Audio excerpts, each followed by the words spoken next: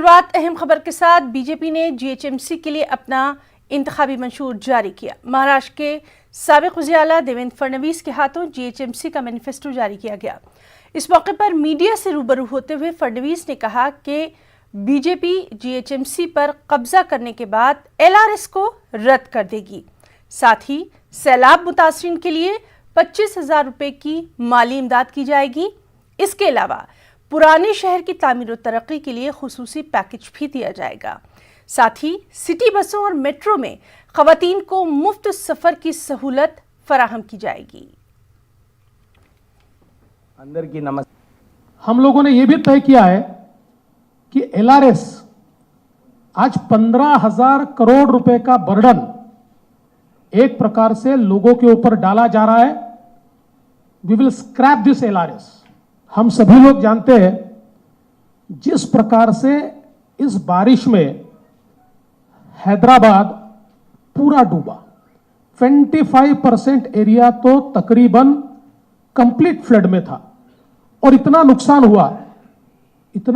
हुआ कि लोगों ने सुसाइड किया, आत्महत्या की। उसकी घटनाएं भी हैदराबाद में हमको देखने को मिली। इतना महत्वपूर्ण शहर है, लेकिन ये पानी की निकासी के लिए जो ड्रेनेज की व्यवस्था को अपडेट किया जाना चाहिए वो नहीं किया गया। और सबसे बड़ी बात, इतने बड़े पैमाने पर इंक्रोचमेंट, और ये इंक्रोचमेंट केवल वोट बैंक की राजनीति के लिए किया हुआ इंक्रोचमेंट, कि यहां पर जिनका नुकसान फ्लड्स में हुआ है उनको डीबीटी के माध्यम से सीधे उनके अकाउंट में 25,000 रुपए 25,000 rupees will be credited through DBT in their accounts. उनको सीधी मदद जो है वो इस मामले में की जाएगी।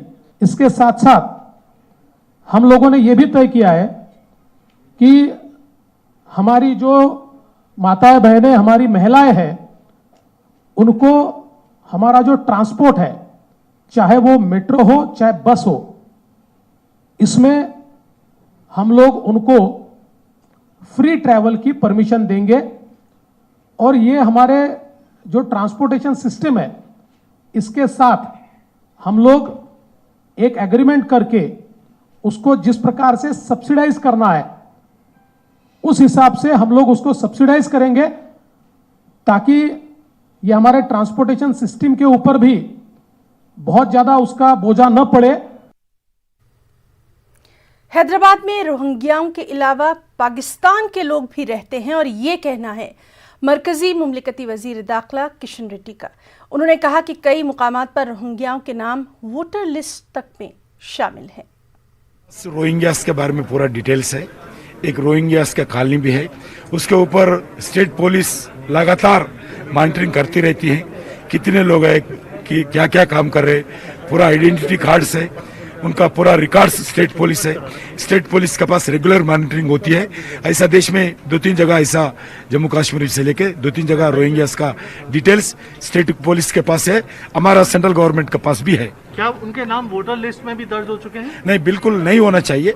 कुछ जगह हुआ है, कुछ स्टेट पासपोर्ट निकाले हैं, कुछ पुलिस ऑफिसर भी सस्पेंड किया है स्टेट गवर्नमेंट ने, वो भी है। रेशन कार्ड हुआ है, उधर एड्रेस लेके पासपोर्ट ही निकाला है हैदराबाद में, कुछ पुलिस ऑफिसर को सस्पेंड किया है, उसके ऊपर केस भी चल रहे हैं। सर, एक लास्ट पाकिस्तानी भी क्या है? रोहिंग्यास के अलावा क्या पाकिस्तान के लोग भी है, वो भी रिपोर्ट स्टेट गवर्नमेंट के पास है, सेंट्रल गवर्नमेंट के पास है।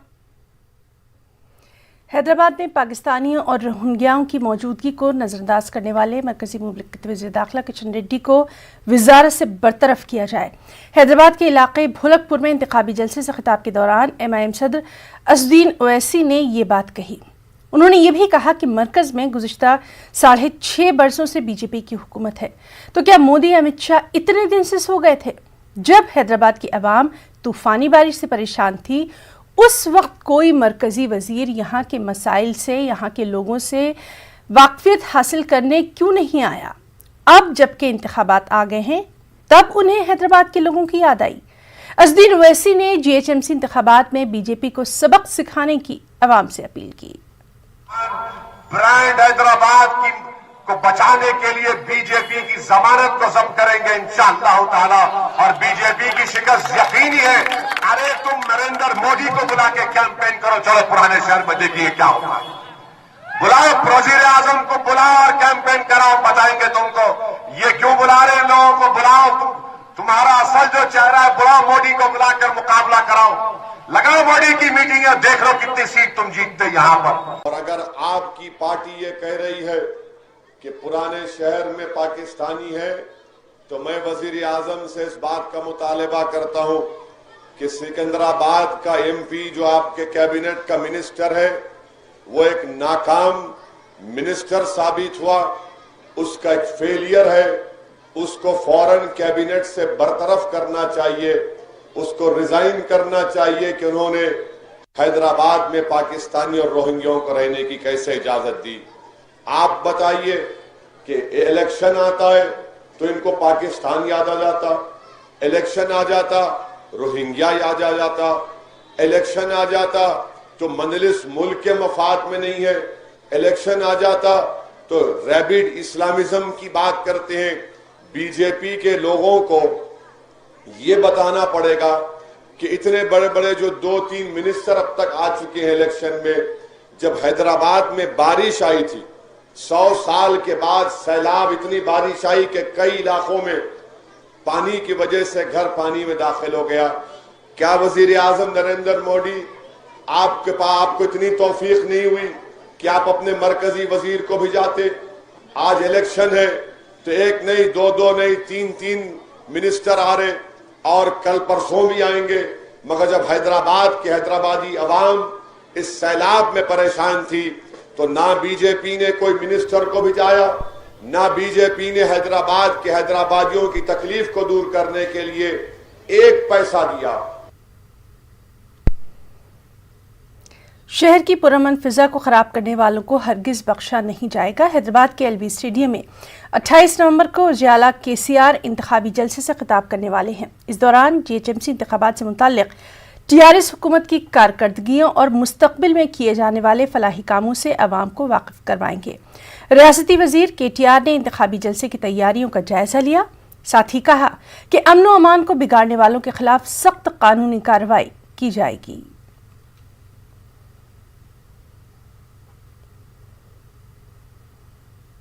సంబంధించి ఎన్నికలు వస్తుంటాయి పోతుంటాయి, కానీ ఎవరైనా పిచ్చి పిచ్చి మాటలు మాట్లాడి హైదరాబాద్ నగరంలో చిచ్చుపెట్టే ప్రయత్నం చేస్తే ప్రభుత్వం చూస్తూ ఊరుకోదు అనే మాట ముఖ్యమంత్రి గారు స్పష్టంగా చెప్పారు. అది ఎవరైనా సరే, ఒక పిచ్చాయనేమో సమాధులు గులుస్తా అంటాడు, ఇంకో పిచ్చాయనేమో ప్రజలను రాంగ్ రూట్లో బండ్లు నడపమని రెచ్చగొడతా ఉన్నాడు.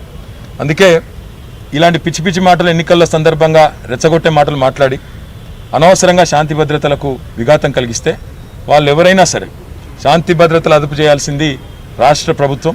కాబట్టి ఆ విషయమే ముఖ్యమంత్రి గారు చెప్పారు. ఆ విషయంలో 6 ఏళ్లలో రాజీ పడలేదు, భవిష్యత్తులో కూడా రాజీ పడబోం. అది ఎవరైనా సరే, అది ఏ పార్టీ వారైనా, ఎంత స్థాయిలో ఉన్నవారైనా ఇష్టానుసారంగా మాట్లాడతాం, నోటికొచ్చినట్టు మాట్లాడతాం, ఏది పడితే అది మాట్లాడతాం, హైదరాబాద్ ప్రజల మధ్యన చిచ్చు పెడతాం కులం మతం పేరు మీద అంటే ప్రభుత్వం చూస్తూ ఊరుకోవడానికి సిద్ధంగా లేదు.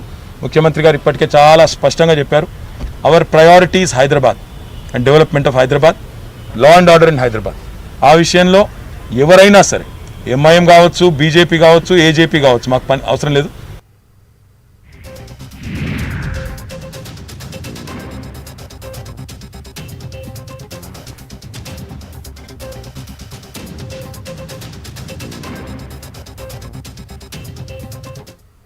लोन का ख्याल आए तो मुथूट फाइनेंस का ही नाम आए। कॉल कीजिए 1-800-313-1212। फिरका परस्त ताकतों को जीएचएमसी इंतखाबात में सबक सिखाया जाएगा। बीजेपी एमआईएम लीडरों के मुतनाज़ बयानात पर टीआरएस लीडर के कविता ने ये बात कही। के कविता ने कहा कि हैदराबाद में मजहब की सियासत नहीं चलेगी।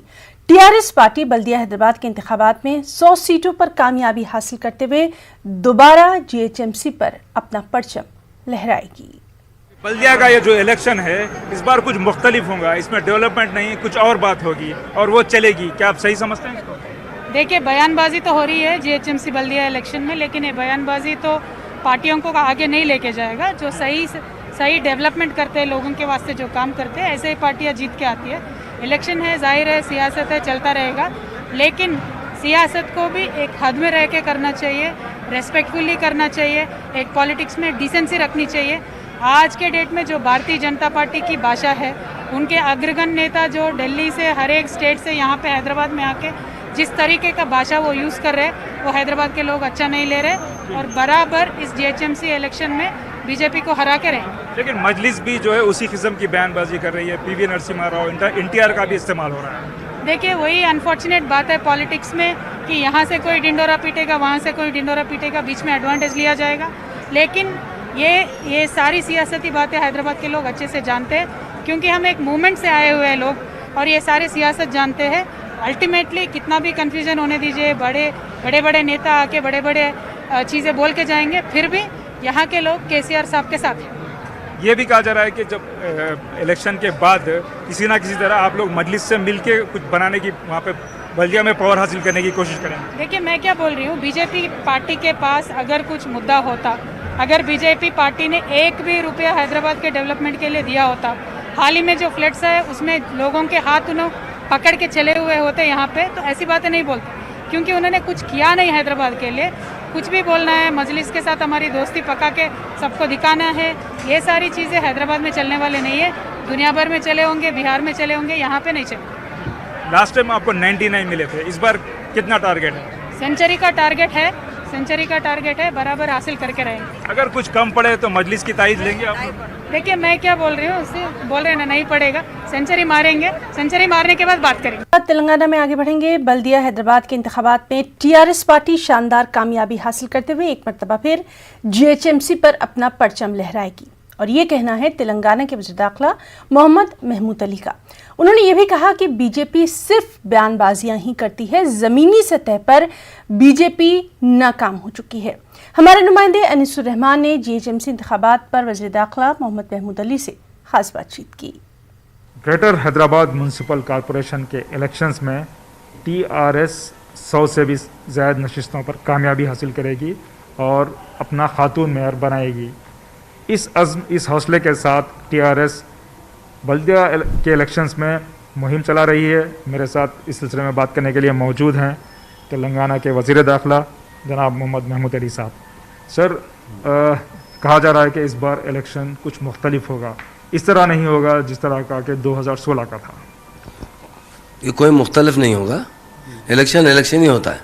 जब भी इलेक्शन आता है तो डेफिनेट हर पार्टी का जोश व खरोश रहता है, और बहुत से पार्टियां बयानबाजी पे काम करें, अमल तरीके से कोई नहीं होगा, अमली तरीके से। इस मरतबा भी नॉर्मल तरह इलेक्शन रहेगा और ज़रूर टीआरएस पार्टी बड़ी मेजॉरिटी से जीतेगी।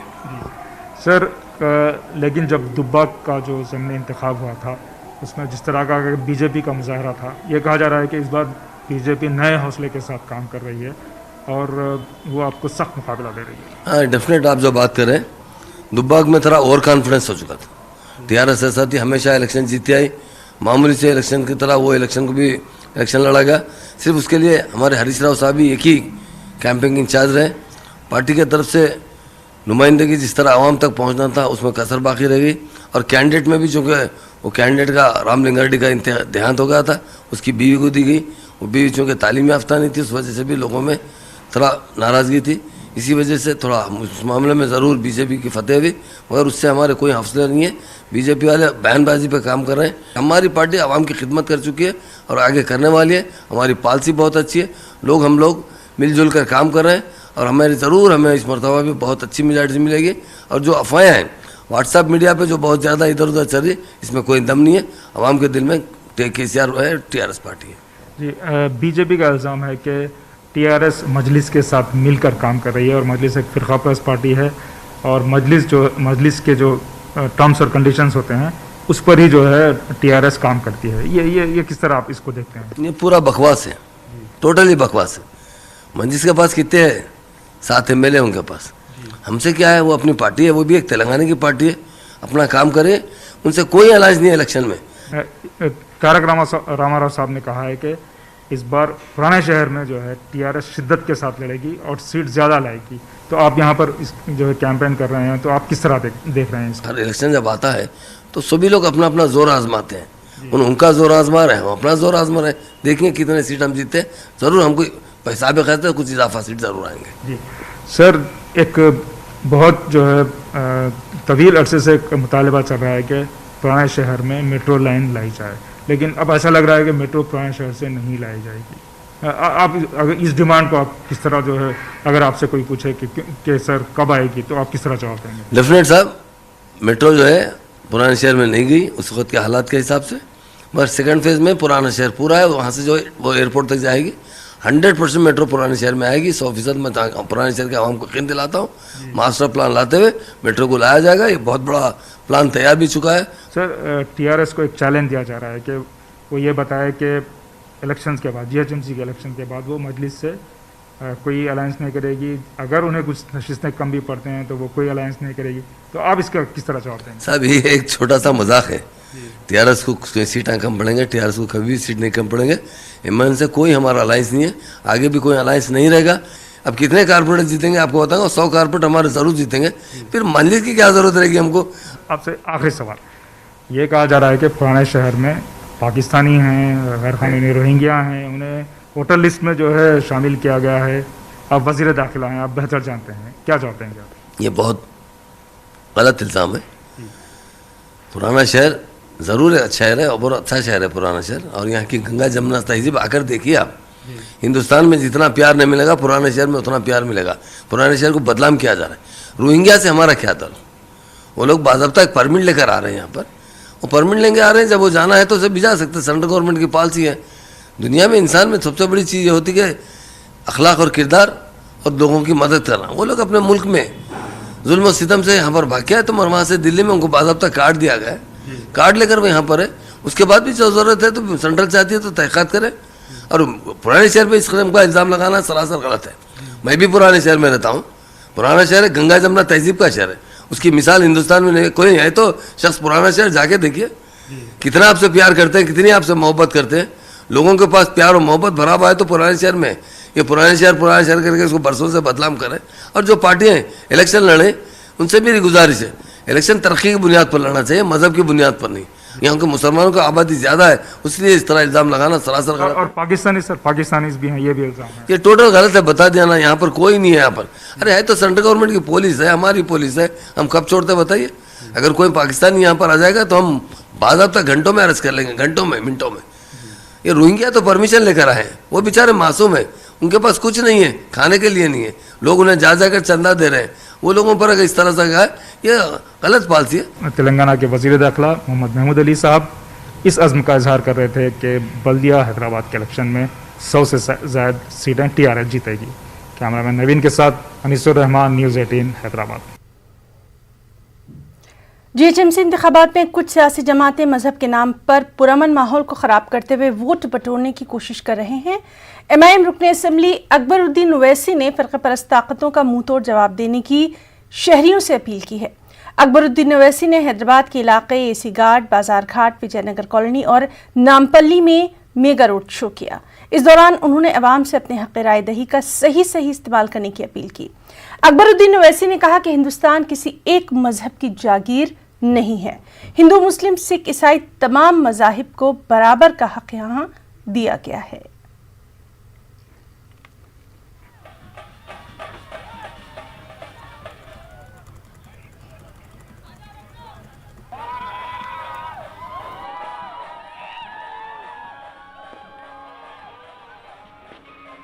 इस शहर की पुरअमन फिजा को और इस शहर की बढ़ती हुई तरक्की को फिरका परस्त लोगों को रोकने नहीं देंगे।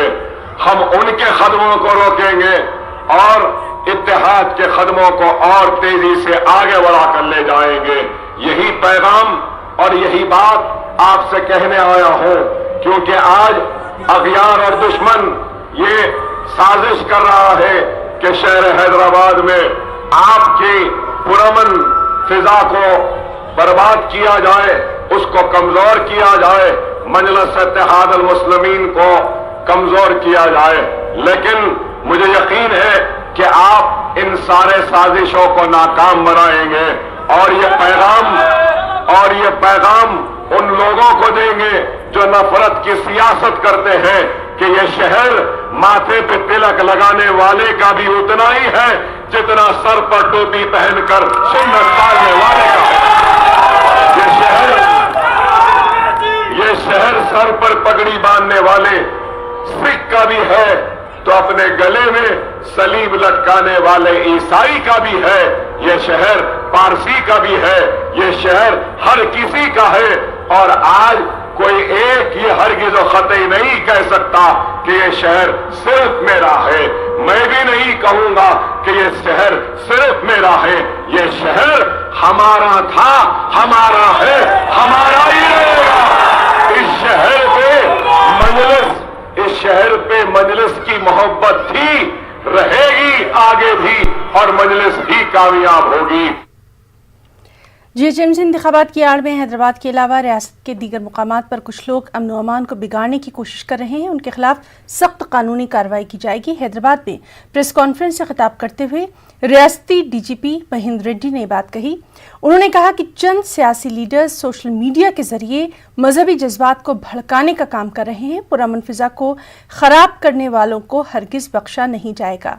डीजीपी ने कहा कि इंतखाबी ज़ाब्ता अखलाक की खिलाफ वर्जी करने पर अब तक 50 अफराद के खिलाफ केस भी दर्ज किया गया है, जिसमें मुख्तलिफ सियासी जमातों के लीडर्स भी शामिल हैं। Definitely, in any incident of violence, it is the responsibility of the police to act in a free and fair manner, and then treat the offence as an offence. So, therefore, I expect that the police department will take action impartially and ensure that the law and order is protected and peace and prosperity of the area is protected. Who would like to take advantage of such situations and then create communal hatred and communal violence. Therefore, we are on the watch, and when we take action, definitely you would come to know.